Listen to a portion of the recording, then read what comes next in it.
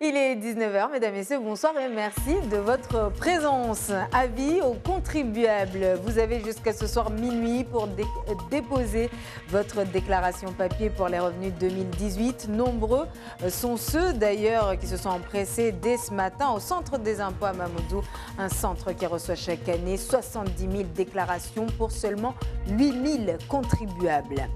Quelle est la place de la jeunesse en Europe? A-t-elle une place tout simplement? Ou quels sont les dispositifs mis à disposition par Bruxelles pour eux? La question posée ce soir dans notre rubrique consacrée aux européennes, rubrique dans laquelle nous recevons Abdoul Doukaini des LR. Enfin, retour sur les finales académiques de danse de l'UNSS qui se sont déroulées hier au collège de Majicavo. Près de 300 collégiens et lycéens se sont retrouvés pour un spectacle unique en son genre et plein d'imagination. Voilà pour les titres, bienvenue à tous. Mais d'abord, ces premiers éléments, premières informations de la mission MAIOPS du Marion Dufresne sur le phénomène d'essaim de séisme à Mayotte depuis le 10 mai dernier. Les scientifiques ont donc découvert un volcan de 800 mètres de haut à 50 km à l'est de Mayotte, volcan qui s'est formé à 3500 mètres de fond en seulement une année, un volcan qui fait 4 km de large. Voilà pour les premiers éléments ramenés par les scientifiques embarqués à bord du Marion Dufresne. Des moyens supplémentaires seront d'ailleurs bientôt déployés pour mieux observer le phénomène. Voilà pour ces images que vous voyez à l'instant, images signées Géraldine Buis. Dernier jour, ce 16 mai, pour la version papier des déclarations de revenus 2018. Je vous le disais à l'instant, une obligation que de nombreux contribuables effectuent à la dernière minute. René Lataste et Yasmine Jaffar étaient d'ailleurs ce matin au centre des impôts à Mamoudzou. Ça y est Oui, ça y est. Là, je suis fier parce que c'est les derniers jours et voilà. J'espère que j'aurai mon impôt à temps. Je le dépose parce que je ne sais pas si c'est le dernier jour ou si c'est un peu tôt, mais je dépose parce que c'est important. Dernier jour et peu de monde au centre des impôts. Surprenant. L'an dernier, près de 500 personnes par jour. À la même époque, se pressaient là. Moitié moins cette année. L'organisation est différente. C'est dû à notre organisation cette année. C'est vrai qu'on a analysé les flux l'an dernier. On avait énormément de monde de contacts. 500 personnes par jour, c'est ça? Oui, pratiquement de contacts physiques. Donc notre but, c'était de dire comment on peut faire pour réguler ce problème. Et donc cette année, on a mis en place le principe de point de contact par SMS. Ici, moi j'ai la tablette qui recense tous les SMS qu'on reçoit au Centre des finances publiques. Avec la campagne de cette année, on a mis en place un numéro dédié. Donc effectivement, tous les SMS arrivent ici. Et vous avez là les SMS qui ont été traités ces derniers jours. Chaque SMS est imprimé et traité. Les contribuables sont ensuite rappelés. Une grande majorité des questions, des réponses par téléphone. Mais en attendant, pour le papier, rappel. Dans la soirée, dans la nuit, jusqu'au demain matin, quoi. Demain matin, on ouvrira la boîte et on prendra les dernières déclarations pour les retardataires. Bon, ça fait un mois qu'on communique sur le sujet. Bon, mais nos usagers ont l'habitude d'attendre le dernier moment pour déposer leurs déclarations. Pour tous les autres qui déclareront par Internet, et ils seront cette année la majorité, date limite, le 4 juin. Autre question, lorsque vous allez jeter vos ordures, pensez-vous à faire le tri pour faciliter le travail des agents en charge du ramassage? Ceux-là même à qui vous reprochez de ne pas passer assez souvent. Alors pourquoi nous posons cette question? Eh bien tout simplement parce que tant que nous ne nous sentirons pas tous concernés par cette question de déchets, on n'en viendra jamais à bout. Exemple, à l'entrée des Hauts-Vallons avec Henriette Bonaïsal Dalidi et Atoumani Simba. La colère des agents du service technique de la mairie de Mamoudzou face à ces incivilités récurrentes, ils se voient obligés de trier les ordures pour qu'elles puissent être ramassées par les entreprises concernées. Des ordures éparpillées, cela fait des semaines que ça dure et les habitants de ce quartier des Hauts-Vallons n'en peuvent plus. Le problème qu'il y a actuellement, c'est que comme vous le voyez derrière nous, c'est que ces déchets-là, ils sont en mélange, tout simplement. C'est qu'aujourd'hui, on ne facilite pas du tout la prestation des prestataires. On a 2 prestataires différents dans le territoire communal de la ville de Mamoudzou qui ramassent de différents types de déchets. On a un prestataire qui ramasse les déchets qui sont mis dans des bacs à ordures ménagères et un autre prestataire qui ramasse les encombrants et les déchets verts. C'est tout simplement que ces déchets sont mélangés. Et bien, aucune de société ne prend ces déchets-là. Et ça revient à la CADEMA. Et là, comme vous le voyez aujourd'hui, on est en collaboration avec la ville de Mamoudzou et tous les mercredis, on mène des opérations de ce type. Des habitants qui se plaignent du non-ramassage des déchets, pourtant ils sont les premiers à ne pas trier. Les bennes ne sont pas remplies et les déchets sont jetés à terre. Même les entreprises font la même chose. Ici, les Hauts-Vallons, c'est un quartier de blancs, voilà, on appelle ça Mzunguland. Et ceux qui parlent le plus d'écologie, c'est ceux qui sont les plus sales. Tu vois. Donc il y a un moment, voilà, faut arrêter de toujours jeter la pierre sur les Mahorais, d'accord. Et il faut aussi balayer devant sa porte, d'accord. Donc moi je considère qu'ici au Hauts-Vallons, les gens qui vivent là ont une grande responsabilité de ce qui traîne par terre. Ça, c'est pas les Mahorais, c'est les Mzungu qui sont ici. Et je pense que c'est nous qui habitons ici de prendre les choses en main, quoi, tu vois, et de faire en sorte que ça n'arrive plus. Ce mois de Ramadan, les horaires de ramassage des ordures ont changé exceptionnellement. Les camions passent à partir de 13h, sinon c'est après 18h. La société Star ramasse les déchets ménagers, Enzo les encombrants et les déchets verts et Citeo s'occupe des bornes de tri. 200 points de collecte existent sur l'ensemble du territoire de Mamoudzou. La population doit trier pour faciliter le travail de ses prestataires. La CADEMA gère les déchets de 87 000 habitants de Mamoudzou et d'Embéni, soit 300 000 tonnes de déchets par an. En ce moment, elle expérimente ce qu'elle appelle des conteneurs semi-enterrés d'une capacité de 5 mètres cubes. Imaginons 20 bacs, 20 grands bacs de 770 litres. Ce conteneur même, il peut avaler tous ces déchets-là qu'on peut mettre dedans. Là, on est en train de le tester. Ça, c'est des nouveaux mobiliers. Peut-être que ça sera le futur mobilier de la CADEMA qu'on est en train de tester sur 3 différentes zones. Là, au Vallon, pourquoi? Parce qu'il y a beaucoup de production de déchets. On a aussi Amgombani parce que c'est un quartier qui est en voie de rénovation. Et on a aussi Amrohandra où c'est un quartier qui est éloigné, où les gens font des kilomètres pour venir avec les déchets.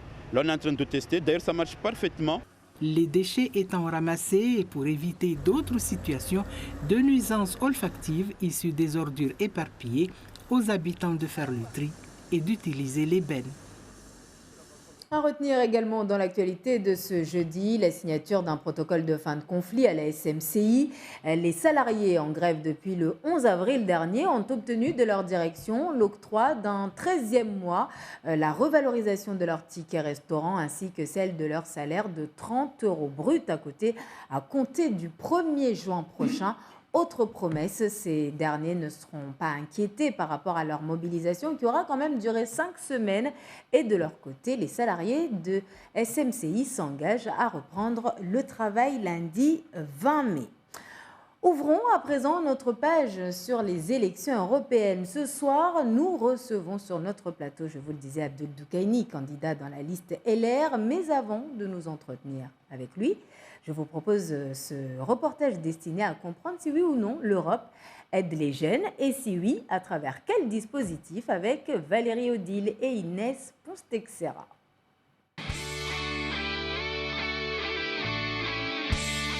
L'Europe, c'est pas pour les jeunes. Selon un récent sondage, 57% des jeunes européens pensent qu'ils sont exclus de la vie économique et sociale. Pourtant, quand on tape « jeunes et Europe » sur Internet, on trouve en fait pas mal de choses, tellement qu'on a un peu du mal à s'y retrouver. Le plus ancien et le plus connu, c'est Erasmus pour les étudiants. Grâce à une bourse de l'Europe de 200 à 450 €, ils peuvent aller étudier 1 an dans un autre pays membre pour acquérir des compétences dans une autre langue. Hola, chica, qué guapa. Ah, danke. Bon, le but d'Erasmus, c'est aussi de découvrir d'autres cultures. Et ça, c'est plutôt réussi. En tout cas, 4,5 millions d'étudiants en ont déjà profité et les Français les premiers. Comme les apprentis, les stagiaires et même les enseignants voulaient eux aussi découvrir d'autres cultures, l'Europe a dit OK et a créé Erasmus+. Du coup, elle a dû presque doubler son budget global, 15 milliards d'euros de 2014 à 2020. Ok, mais si je cherche plutôt un job? Pour aider les moins de 25 ans à trouver un emploi, l'Europe a inventé la garantie pour la jeunesse. Quoi? Hein? Qu'est? En fait, l'Europe a demandé à tous les États membres de trouver des solutions super efficaces pour que chaque jeune ait au moins un stage, une formation, un apprentissage ou un emploi dans les 4 mois après avoir quitté ses études ou son job. Il faut dire qu'en 2013, un jeune sur 4 était alors au chômage. Un peu flippant pour l'avenir. En France, cela a débouché notamment sur les contrats d'avenir et la garantie jeune. L'idée, c'est de leur offrir un accompagnement personnalisé, un genre de super coaching. Pour les moins qualifiés, il y a les écoles de la deuxième chance, 51 en France. En plus du coaching, elle offre à ces jeunes sans diplôme des cours de remise à niveau. Et grâce à la garantie pour la jeunesse, 2 tiers des jeunes auraient aujourd'hui retrouvé du boulot ou une formation. Pour les jeunes, l'Europe a fait un joli chèque aux États, près de 9 milliards d'euros. Non, mais si je veux juste une expérience à l'étranger. Pour les jeunes qui voudraient s'investir dans une action humanitaire ou sociale en Europe, il y a 2 solutions. Le service volontaire européen et depuis 2018, le corps européen de solidarité.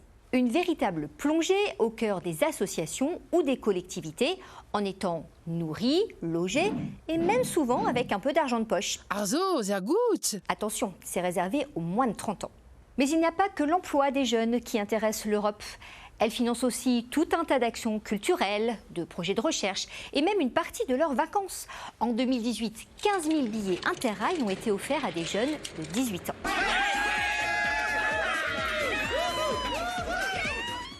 Et on continue cette discussion avec vous, Abdul Dekani. Bonsoir. Bonsoir, Madame Merci d'être avec nous. Alors, vous êtes secrétaire départemental adjoint des Républicains, mais surtout candidat dans la liste LR pour les européennes. Et dès que la nouvelle s'est répandue, vous aviez tout de suite dit que vous n'étiez pas en position éligible. Pour quelle raison? Écoutez, il faut d'abord rappeler que ces élections, il y a 119 candidats, 33 listes. Et puis, naturellement... 34 listes. Merci, c'est vrai que ça a changé au dernier moment. Il y a 34 listes qui ont été validées de manière officielle. Je suis à la 57e position. Je me réjouis aujourd'hui d'être le seul Mahorais qui figure dans les 34 listes qui ont été validées, publiées dans le journal officiel. Je considère que c'est un honneur qui est fait à Mayotte. Je considère que c'est une chance. Je considère que c'est une opportunité qui nous est donnée. Vous savez, ce ne sont pas des élections municipales, ce ne sont pas des élections départementales, cantonales, ce ne sont pas des élections législatives, ce sont des élections européennes, c'est-à-dire avec une portée internationale. Avoir un nom d'un jeune Mahorais qui figure dans une liste, parce que figurez-vous, madame, que toutes ces listes-là sont scrutées, chaque candidat, le profil, le parcours. Et je pense que c'est une publicité, c'est un marketing qu'on fait pour Mayotte. Alors donc, encore votre candidature, même à la 57e position, est bénéfique pour cette île. Alors, vous savez, je figure dans cette liste, en tout cas qui est portée par François-Xavier Bellamy.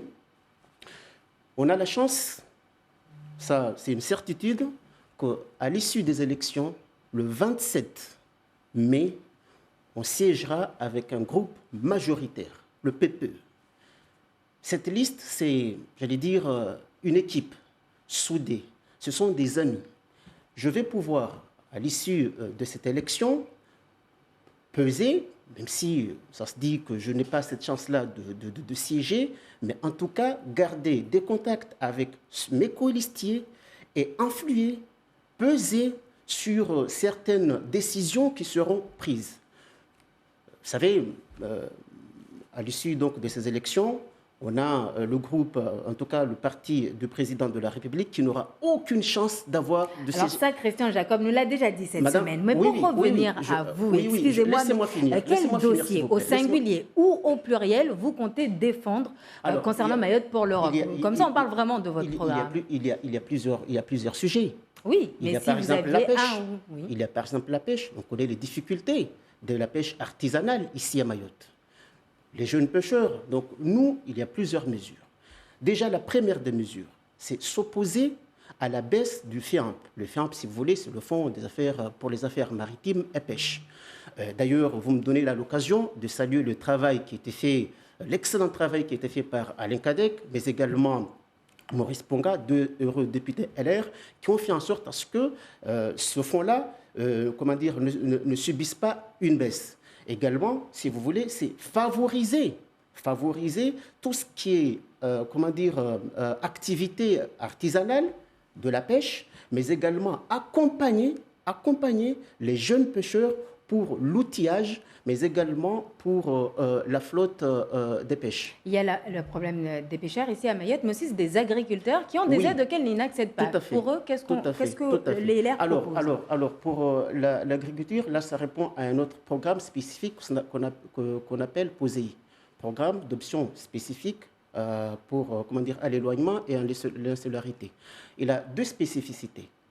D'abord, c'est d'accompagner l'agriculture ultramarine, mais également promouvoir l'agriculture ultramarine pour répondre, à la concurrence, que ce soit régionale ou internationale.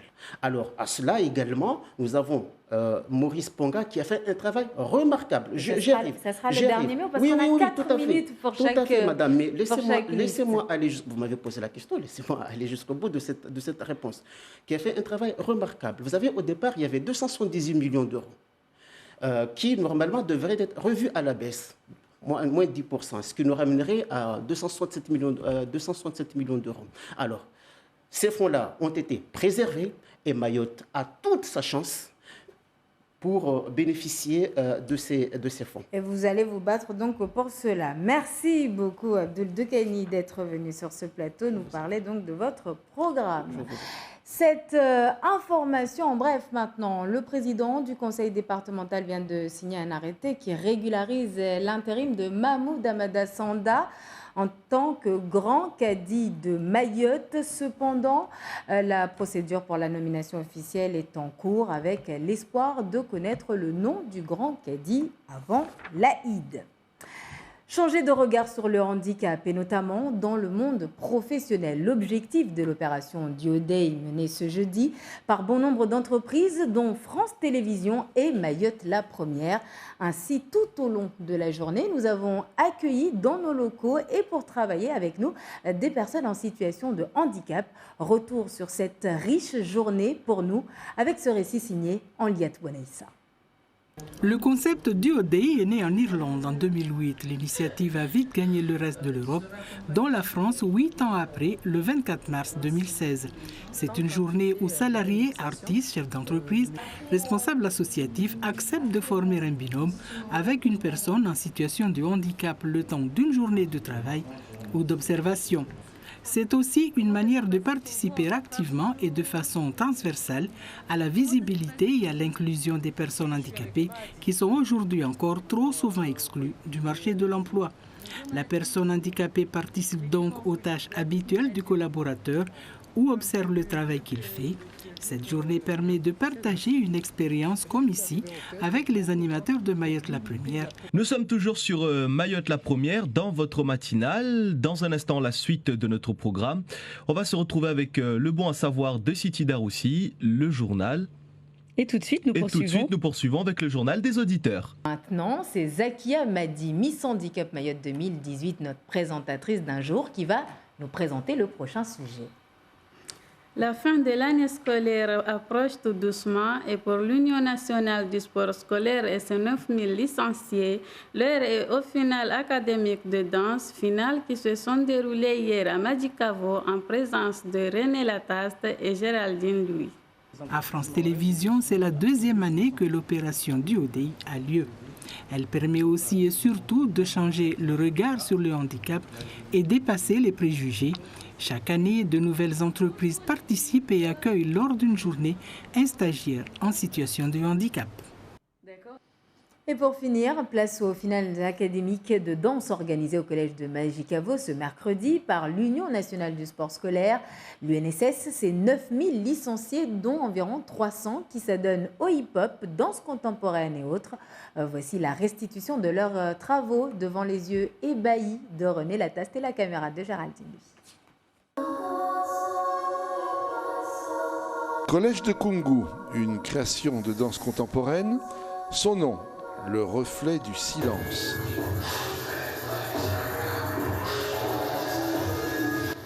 Un travail de plusieurs mois. travaille toute l'année. Même le mois de Ramadan, on a fait travailler parce que c'est trop bien. Même si on est fatigué, mais il faut faire l'effort de travailler. On lâchait rien du tout. On était motivés. Pensez qu'à la compétition, on s'entraînait à fond. On est fort, on est unis, on est tous ensemble, même si on ne sait pas, mais en tout cas on est fort. Même si on ne gagne pas, on a tous gagné. L'important c'est de participer. Le collège de Bandrélé, lui, a choisi Tambour mon amour. Spectacle après spectacle, les élèves présentent leur chorégraphie. 10 chorégraphies présentées autour d'un thème de base, objets inanimés. Avez-vous donc une âme? Cette année, notamment en danse, très important à noter, c'est que nos équipes, nos représentants mahorais, en lycée et en collège, ont gagné les Jeux scolaires de l'océan Indien, les GECO Games à Tananarive il y a 2 semaines. Donc ça, c'est une grande victoire et une grande reconnaissance pour la danse à Mayotte. Alors il y a vraiment une évolution, parce qu'en fait, quand on est arrivé, c'était beaucoup de danse locale, parce que c'est les élèves qui doivent proposer aussi et chercher des pas. Et de plus en plus, on voit qu'il y a une ouverture culturelle, parce que de plus en plus, c'est très riche. Et c'est très ouvert sur beaucoup d'autres danses. Et vous allez voir ce que ça donne. Il y a vraiment un beau résultat. C'est en perpétuelle évolution, vraiment. Et il y a même un mix des fois de hip-hop dans le contemporain, ou d'autres danses, d'autres influences, et même des influences locales, qui donnent quelque chose de très réussi. Tous les élèves danseurs s'accrochent à leur spectacle. Pour eux, le travail pour réaliser leur chorégraphie n'est pas synonyme de contrainte. Au contraire. La danse nous apporte de la joie, ça nous libère de notre journée d'école. Quand on est fatigué et qu'on n'en peut plus, au moins avec la danse, on peut se libérer, être à l'aise. Vous l'avez compris, pour tous, la danse est un soleil, même en saison des pluies. Et à noter que le collège de Bandrélé et le lycée de Pamandzi remportent les finales de danse contemporaine. Ainsi s'achève cette édition. Je vous rappelle que c'est ce jeudi minuit, la date limite pour déposer la version papier de déclaration de revenus 2018. Comme chaque année, nous sommes nombreux à nous y prendre à la dernière minute. À noter que Mayotte compte environ 8000 contribuables seulement sur 70 000 déclarations déposées. Et si vous optez pour la version en ligne, vous avez jusqu'au 4 juin pour déclarer vos revenus 2018. Merci de votre attention. Demain, l'invité de Zakweli en radio sera Alexandre Alsuette, porte-parole de l'UPR à Mayotte et soutien pour les européennes de la liste Ensemble pour le Frexit. Mais tout de suite, c'est Dawesh Daou pour le journal en mahorais. Très belle soirée à vous et à demain.